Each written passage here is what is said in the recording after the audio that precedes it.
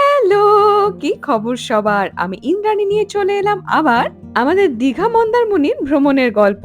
দিনটা ছিল ১৪ই এপ্রিল ২০২৬। সকাল সকাল বেরিয়েছিলাম একটুখানি ব্রেকফাস্টের খোঁজে। সেদিন ছিল দিনের বেলায় প্রচন্ড গরম। তাই এদিক ওদিক আর ঘুরে না বেরিয়ে সোজা গেলাম আগের দিন রাতে যেখানে ডিনার সেরেছিলাম সেখানেই। রেস্টুরেন্টের সামনে এমন সুন্দর একটা ওপেন ডেক, দিনের বেলা দাঁড়াতে একটু কষ্ট হলেও সমুদ্র কিন্তু এখান থেকে খুব সুন্দর দেখায়। শুভেন্দু নিয়েছিল ১ প্লেট দই বড়া, এটা ওর আগে চলে এসেছিল, তো ততক্ষণ আমি আরেকটুখানি এখানে দাঁড়িয়েছিলাম। দীঘায় এসে কাউকে পানিশমেন্ট দিতে হলে এই রোদের মধ্যে খানিকক্ষণ দাঁড় করিয়ে দিলেই যথেষ্ট। এই চলে এসেছে আমার ডোসা। আমি একটা মশালা ডোসা অর্ডার করেছিলাম, বেশ পেল্লাই সাইজের ডোসা।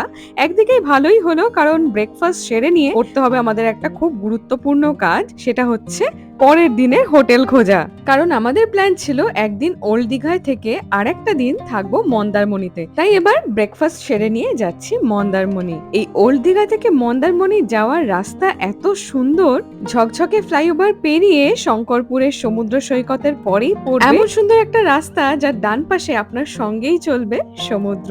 যারা এখনো পর্যন্ত এই পথে মন্দারমণি থেকে দীঘা আসেননি তাদেরকে বলবো অন্তত একবার এই রাস্তায় আসুন, মন ভালো হয়ে যাবে। তারপর ইতিউতি অনেক হোটেল খুঁজে একটা হোটেল আমাদের বাজেটের মধ্যেও ছিল আর বেশ পছন্দও হলো। চেক ইন করার সঙ্গে সঙ্গে দুজনে নেমে পড়েছিলাম একটু সুইমিং পুলে। মন্দারমণিতে প্রচুর হোটেলেই সুইমিং পুল আপনারা পেয়ে যাবেন, তবে আমরা যে হোটেলে উঠেছিলাম সেই ডিটেলও শেয়ার করব আপনাদের সঙ্গে পরের ব্লগে। সেই সকালে ডোসা দই বড়ার পর জলে দাপাদাপি করেও আমাদের বিশেষ একটা খিদে পায়নি, কে জানে কেন।